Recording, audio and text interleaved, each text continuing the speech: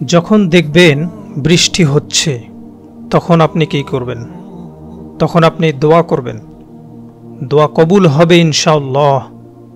দোয়া করার আগে একবার বলবেন আলহামদুলিল্লাহ। কমপক্ষে একবার বলবেন আলহামদুলিল্লাহি রাব্বিল আলামিন। একবার কমপক্ষে, মানে প্রথমে আল্লাহর প্রশংসা করবেন, তারপর একবার দরুদ পড়বেন।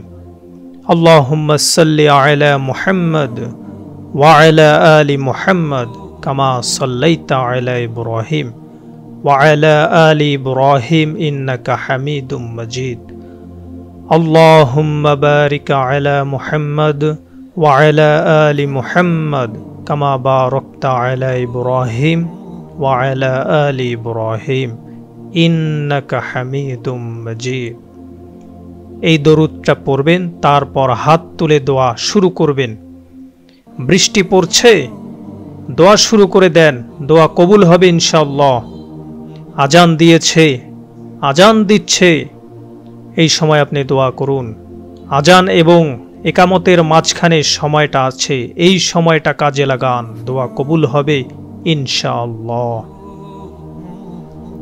নামাজে দাঁড়িয়েছেন, সেজদায় গিয়েছেন, সেজদায় দোয়া করেন, দোয়া কবুল হবে ইনশাআল্লাহ। প্রশ্ন করে অনেকে যে ভাই, সেজদায় কি বাংলায় দোয়া করা যাবে? হ্যাঁ যাবে, যদি আপনার নামাজটা নফল হয়। কি হয়? নামাজটা নফল হয়। কোন নামাজ? নফল। ফরজ নামাজে করবেন না, নফল নামাজে করতে পারেন ইনশাআল্লাহ। সেজদায় বান্দা আল্লাহর সবচেয়ে কাছাকাছি থাকে। এই সময়ে বেশি বেশি দোয়া করতে রাসূলুল্লাহ সাল্লাল্লাহু আলাইহি ওয়াসাল্লাম তাগিদ দিয়েছেন। দোয়া করলে ডাইরেক্ট কবুল হবে ইনশাআল্লাহ। পিতামাতার খেদমত করে দোয়া করেন, দোয়া কবুল হবে ইনশাআল্লাহ। এখন তো পিতামাতার খেদমত করতে চায় না। এটা সেই যুগ যে যুগে পিতামাতার সাথে দাস দাসীর মতো আচরণ করা হয়। সন্তানরা ভুলে গেছো তোমরা যে তোমরা একদিন পিতামাতা হবা। আমরাও কিন্তু একদিন পিতামাতা হব।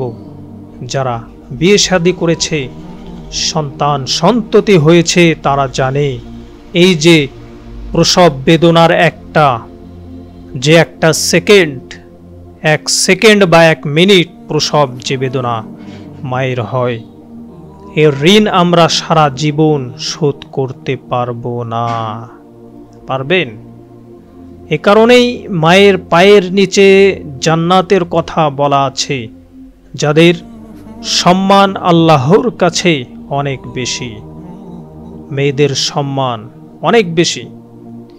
এই নারীবাদী ফ্যামিলিস্টরা যা বুঝিয়েছে, ইসলাম এমন নয়। ইসলাম এমন নয়। ইসলামে মেয়েদের মর্যাদা সবচেয়ে উপরে। সেই মেয়েদেরকে আমরা এখন কি করেছি? কাপড় চোপড় সব কমিয়ে কমিয়ে বেপরদা করে রাস্তায় নামিয়েছি। যদি একটা মানুষ নিজের সম্মান না বোঝে, তাকে সম্মান কেউ দিতে পারে না। নিজেকে চিনতে শিখুন। আমরাও সম্মান আল্লাহর কাছে অনেক বেশি। যেটা বলছিলাম প্রিয় ভাইরা, মায়ের পায়ের নিচে আল্লাহ পাক সন্তানের বেহেশতের কথা বলেছেন। মা বোনদেরকে 4টা কাজ করতে বলবো, অনলি 4টা কাজ। যদি আপনি করেন, নিশ্চিত আল্লাহ রাব্বুল আলামিন আপনাকে জান্নাত দেবে ইনশাআল্লাহ।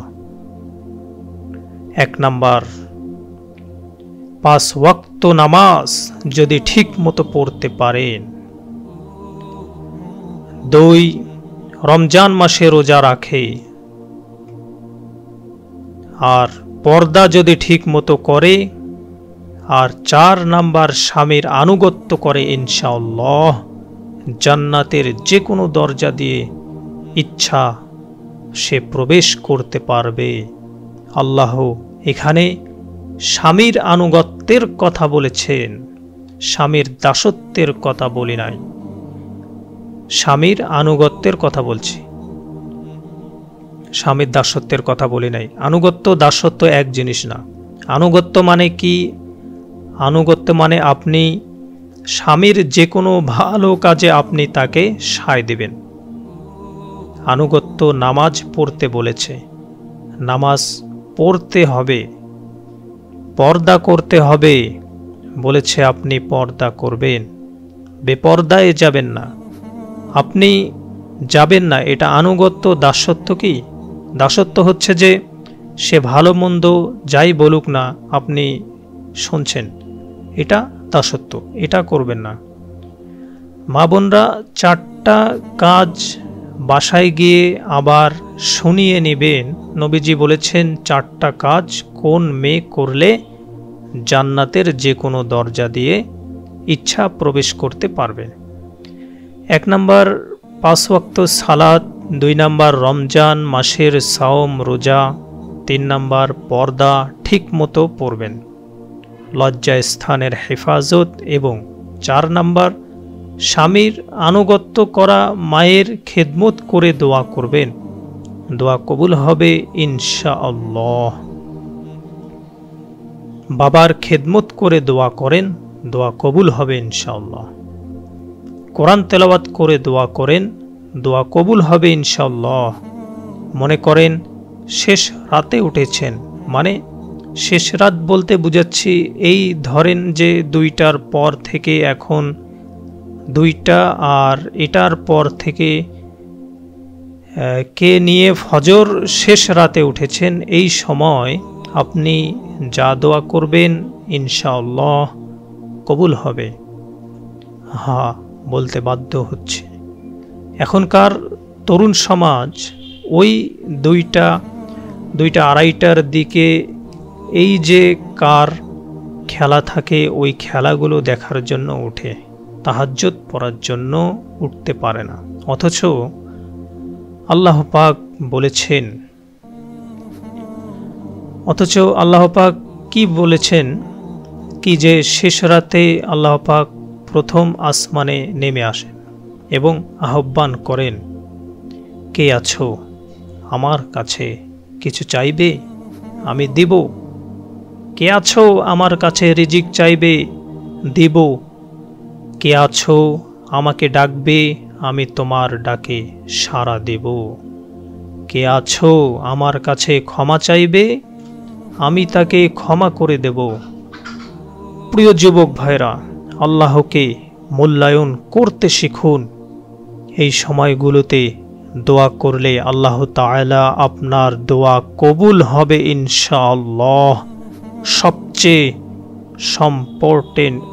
সবচেয়ে ইম্পর্টেন্ট হচ্ছে একটা, যেটা আমরা প্রত্যেক দিন পড়ি, প্রায় 17 রাকাত নামাজ পড়ি আমরা।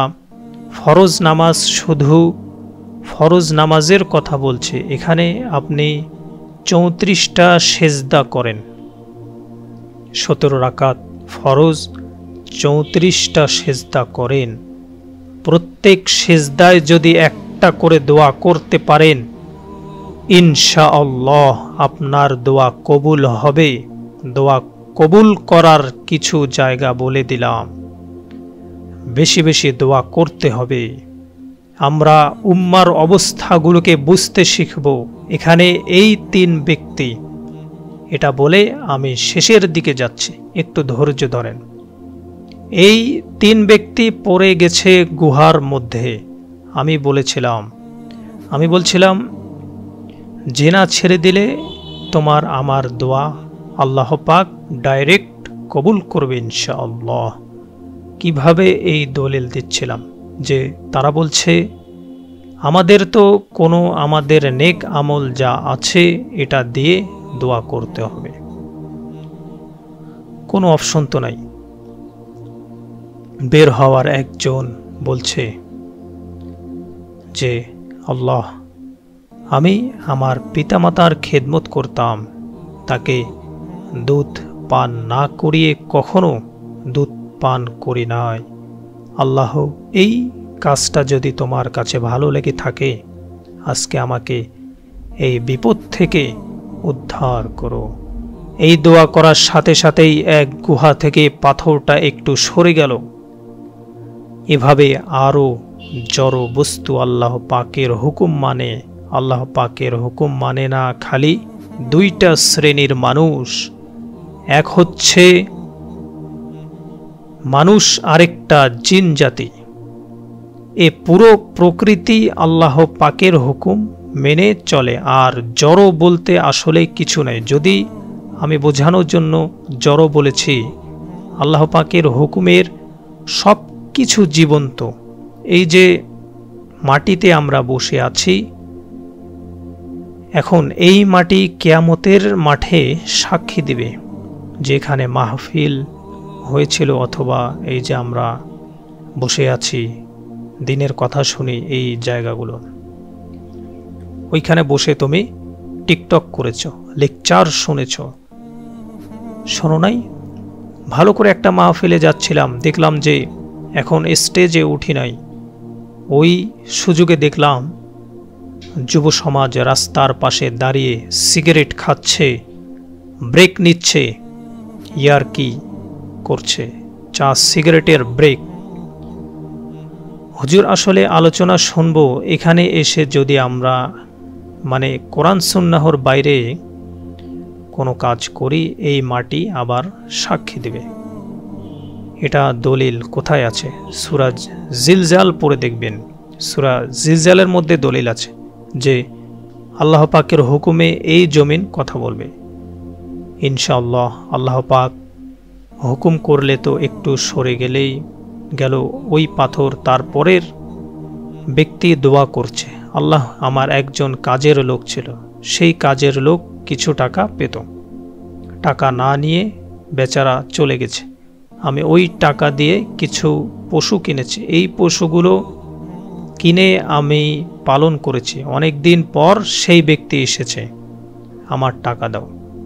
তখন আমি বলেছিলাম যে এই যতগুলো পশু দেখছো সব তোমার। সেই লোক বলছে, আমার সাথে কি ঠাট্টা করছো? বলছে, না ঠাট্টা করছি না, তোমার টাকা দিয়ে আমি পশু কিনেছিলাম। এই প্রজনন হতে হতে আজকে এগুলো হয়েছে, সব তোমার, নিয়ে যাও। আল্লাহ কলিজা দেখেন। আসলে দান করার জন্য কলিজা লাগে, টাকা লাগে না। আল্লাহর পথে দান করার জন্য কলিজা লাগে, টাকা লাগে না। আর কিছু মনে করবেন না, আমি বিভিন্ন মানে মাহফিলে যাচ্ছি, এই একটা কমন দৃশ্য দেখি যে এই কালেকশনের আমার জানা নাই যে এভাবে নাম লিখে কোনো কালেকশন নবীর যুগ থেকে হয়েছে, ঠিক আমার জানা নাই। ঠিক বরং একটু এতটুকু দিয়েছে, এটা গোপন রাখলেই ভালো। কে দিয়েছে, কত দিয়েছে জানানোর কোনো দরকার নাই। ঠিক আসলে দানটা মূলত আল্লাহ রব্বুল আলামিন, মানে আমরা এর প্রতিদানটা কিয়ামতের দিনেই নেব, দুনিয়াতে আমরা নেওয়ার চেষ্টা করব না। কারণ আমি যতদূর মনে করি যে দান আসলে এক হাতে দিলে যাতে আর এক হাত না জানে, এইভাবেই হওয়াটাই উচিত বা উত্তম। তাই আমরা যদি আমরা কখনো দান করি তাহলে আমরা গোপনেই দানটা করব ইনশাআল্লাহ। এই গোপনের দানটাই আল্লাহর কাছে সবচেয়ে পছন্দনীয়।